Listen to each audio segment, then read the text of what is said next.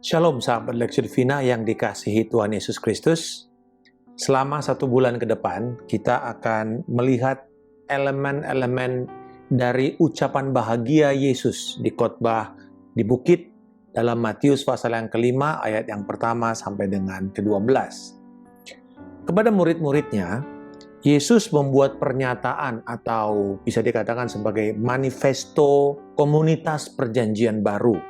Karena ini adalah standar yang Yesus inginkan kepada para murid-murid. Tentu banyak dari elemen-elemen ini yang bertolak belakang dengan norma-norma umum yang kita kenal di dunia. Kelihatannya memang sulit kalau nanti kita pelajari. Tetapi mungkin untuk kita lakukan, mungkin untuk kita hidupi atas pertolongan Roh Kudus di dalam hidup kita. Episode pembuka akan berjudul Kebangkrutan Rohani. Matius pasal yang kelima ayat 1-3. Ketika Yesus melihat orang banyak itu, naiklah ia ke atas bukit dan setelah ia duduk, datanglah murid-muridnya kepadanya. Maka Yesus pun mulai berbicara dan mengajar mereka katanya, "Berbahagialah orang yang miskin di hadapan Allah, karena merekalah yang empunya kerajaan sorga." Pertama kita perlu mengerti dulu pernyataan Yesus tentang kata berbahagialah. Di dalam bahasa Yunani yang dipakai oleh Yesus di sini adalah makarios. Secara ekivalen kepada bahasa Ibrani, ini adalah kata ashrei, bukan kata baruch yang biasanya dipakai untuk hal-hal yang datang dari Allah, atau bukan dipakai dengan satu konsep teologis yang begitu dalam. Dia pakai kata sederhana, makarios atau ashrei. Ashrei ini kata yang sepertinya sebuah pujian, sebuah ucapan selamat, sebuah keadaan atau pernyataan yang mengatakan bahwa seseorang itu berada dalam situasi yang baik. Terkadang bahkan ini adalah ekspresi dari iri hati. Ini kata yang umum, saya katakan lagi, bukan bernuansa terlalu teologis, tetapi juga bukan yang terlalu emosional. Kata ini juga dipakai di dalam literatur umum, bahkan di dalam agama-agama lain di luar Yudaisme pada waktu itu. Makarios juga bukan menggambarkan seseorang yang dalam kondisi sedang merasa berbahagia. Ya, feel blessed or feel happy. Tidak. Karena kalau itu adalah pengertian berbahagia, maka sangat mustahil dan bertentangan ketika Yesus nanti akan berkata, "Berbahagialah engkau yang berduka cita." Bagaimana mungkin orang berduka cita bisa berbahagia? Jadi kan ini satu hal yang kontradiktif. Jadi bukan itu artinya. Istilah makarios atau berbahagia bahkan membuat seseorang yang sedang mengalami apa yang dikatakan sebagai keadaan berbahagia itu untuk bisa dibagikan ke orang lain. Ucapan bahagia adalah sebuah gambaran, sebuah deskripsi, sebuah pujian dari kehidupan yang baik. Mungkin kalau dalam bahasa Indonesia, kata yang cukup mendekati adalah kata beruntunglah. Miskin di hadapan Allah. Or poor in spirit. Apa maksudnya? Apakah artinya kemiskinan itu sama seperti kekurangan secara materi atau kurang kaya? Dan apakah orang miskin itu pasti berkenan kepada Allah dan Allah anti dengan orang kaya? Ternyata Yesus tidak berbicara mengenai hal kemakmuran, kekayaan material. Dia nggak bicara mengenai kemiskinan secara fisik. Tetapi miskin di hadapan Allah adalah seseorang yang memiliki sikap mengakui keberadaannya bangkrut secara rohani, mengakui ketidaklayakan kita di hadapan Allah karena dosa, karena siapa kita sebagai manusia pendosa. Oleh karena itu, tidak ada satupun yang bisa kita perbuat untuk menyelamatkan diri kita dari penghukuman dan murka Allah yang kekal. Inilah yang membuat kita akhirnya bergantung sepenuhnya kepada kasih karunia Tuhan. Kerajaan sorga atau Yesus tidak diberikan kepada orang-orang berdasarkan ras, berdasarkan suku, berdasarkan jasa-jasa yang mereka perbuat selama atau derma atau pahala selama mereka di dunia. Bahkan bukan juga atas dasar semangat dan kekuatan militer seperti kelompok kaum Zelot pada masa Yesus, kaum revolusioner yang berusaha untuk memerdekakan bangsa Yahudi dari penjajahan Roma. Bukan juga kerajaan sorga itu diberikan kepada orang-orang kaya seperti Sakius. Tetapi kerajaan sorga itu milik orang yang miskin di hadapan Allah. Mereka yang ditolak oleh dunia. Mereka yang karena keberdosaannya mereka dihina. Lalu seperti para pelacur karena kebobrokan moral mereka, mereka menjadi hamba dosa, mereka sangat miskin yang membuat mereka sadar bahwa mereka bahkan tidak berani datang kepada Tuhan untuk mempersembahkan apapun atau memohon apapun kepada Allah karena mereka sadar mereka ini tidak layak di hadapan Tuhan. Kalaupun mereka berani datang, mereka datang dengan menepuk-nepuk dan mengatakan, celakalah aku. Siapa aku yang berani datang kepada Tuhan? Jadi sebenarnya orang-orang seperti ini adalah orang yang paling tidak berani datang kepada Tuhan. Karena menyadari keberadaan mereka yang tidak layak. Orang-orang inilah sebenarnya orang yang berseru untuk kemurahan hati dan belas kasihan Tuhan untuk hidup mereka. Dan inilah yang didengar oleh Tuhan. Merekalah yang diberikan Allah hak mewarisi kerajaan sorga. Miskin di hadapan Allah berarti menjadi rendah hati. Memiliki pandangan atau taksiran yang tepat tentang diri kita sendiri. Roma 12 ayat 3 berkata, berdasarkan kasih karunia yang dianugerahkan kepadaku, aku berkata kepada setiap orang di antara kamu, janganlah kamu memikirkan hal-hal yang lebih tinggi daripada yang patut kamu pikirkan.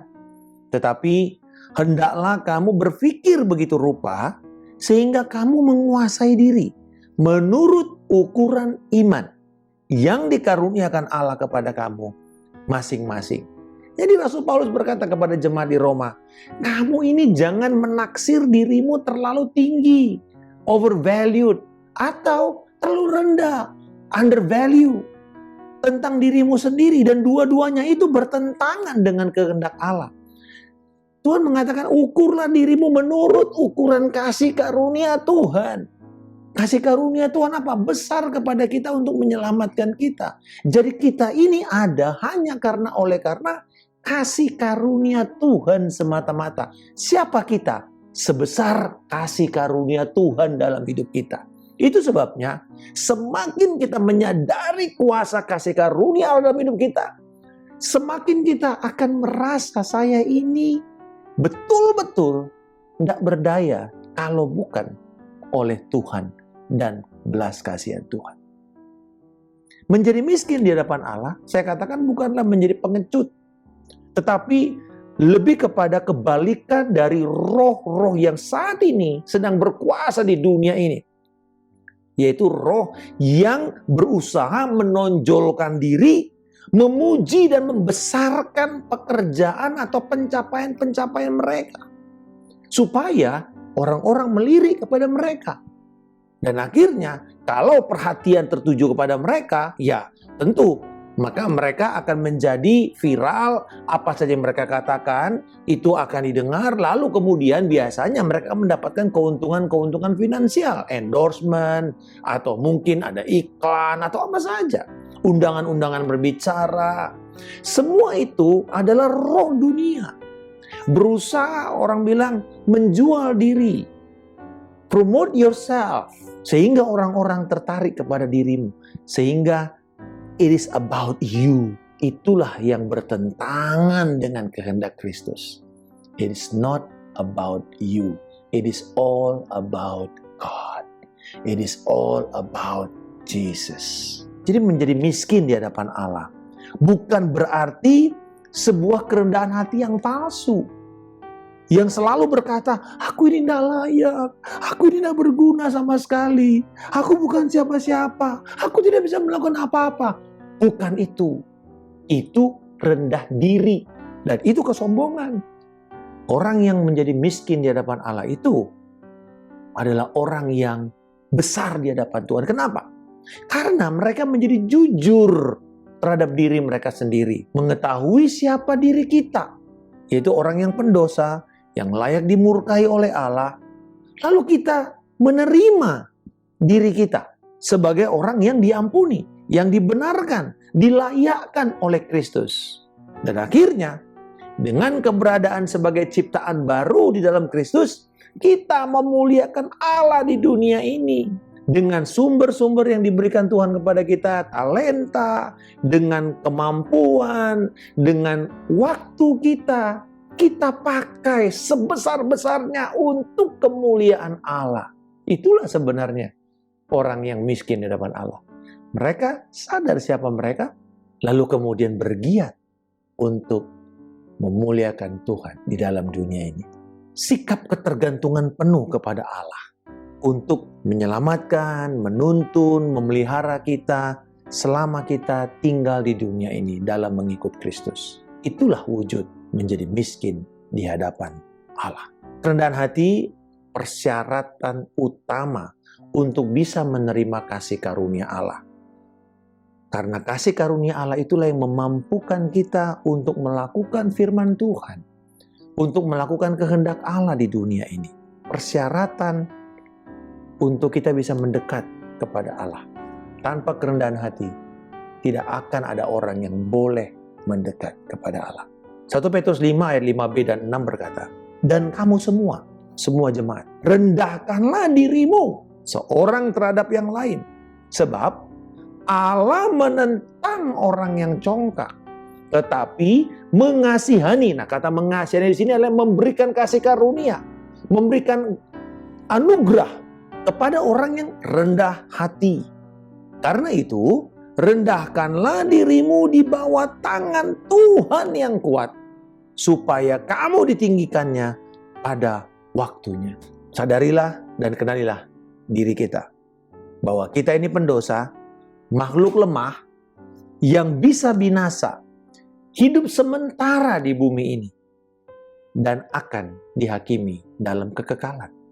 Dan hanya oleh karena kasih karunia-Nya saja, hanya oleh karena anugerah dan kasih Allah di dalam Kristus Yesus, kita dibenarkan, dikuatkan oleh Roh Kudus, menjadi ciptaan baru yang memiliki pengharapan akan hidup kekal bersama Kristus di sorga yang mulia kelak. Hanya oleh anugerahnya, kita bisa menjadi orang-orang yang empunya kerajaan sorga. Orang yang mewarisi kerajaan sorga bersama dengan Yesus Kristus.